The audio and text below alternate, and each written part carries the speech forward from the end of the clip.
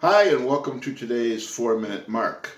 And we are in Mark chapter 6, and I'm going to read the verses that I read last Friday.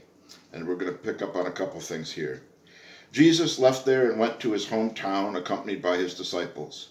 When the Sabbath came, he began to teach in the synagogue, and many who heard him were amazed. "Where did this man get these things?" they asked. "What's this wisdom that has been given him that he even does miracles? Isn't this the carpenter? Isn't this Mary's son and the brother of James, Joseph, Judas, and Simon? Aren't his sisters here with us?" And they took offense at him. Jesus said to them, "Only in his hometown among his relatives and in his own house is a prophet without honor." He could not do any miracles there except lay his hands on a few sick people and heal them. And he was amazed at their lack of faith. Now, some people reading this passage get the idea that if you don't have enough faith, God cannot work in your life. Because people didn't have faith there, and so Jesus couldn't do any miracles there.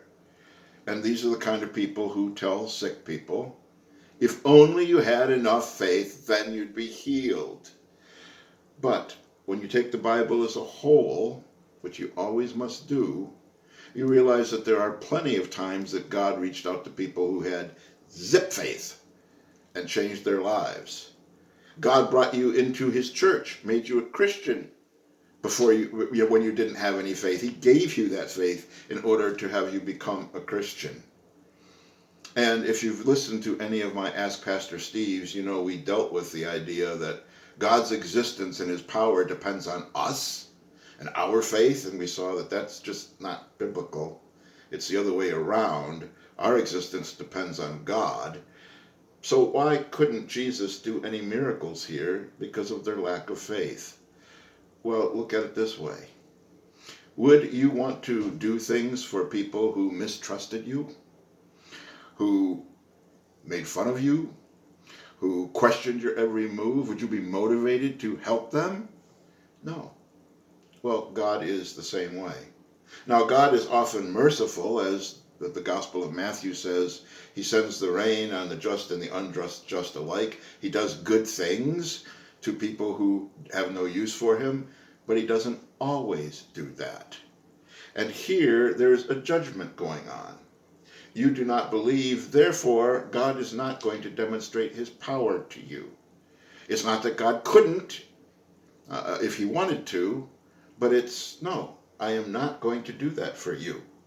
You disbelieve, why should I do anything for you? And notice that it says Jesus was amazed at their lack of faith. Can you imagine amazing Jesus about anything? And what a thing to amaze him about. He's amazed at how great the lack of your faith is. That says quite something to those people in his hometown. And let me just say this.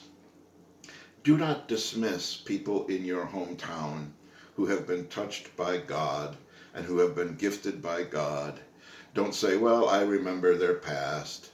Don't say, oh, come on, that person used to play with my kids and now he's getting up as an elder or a deacon.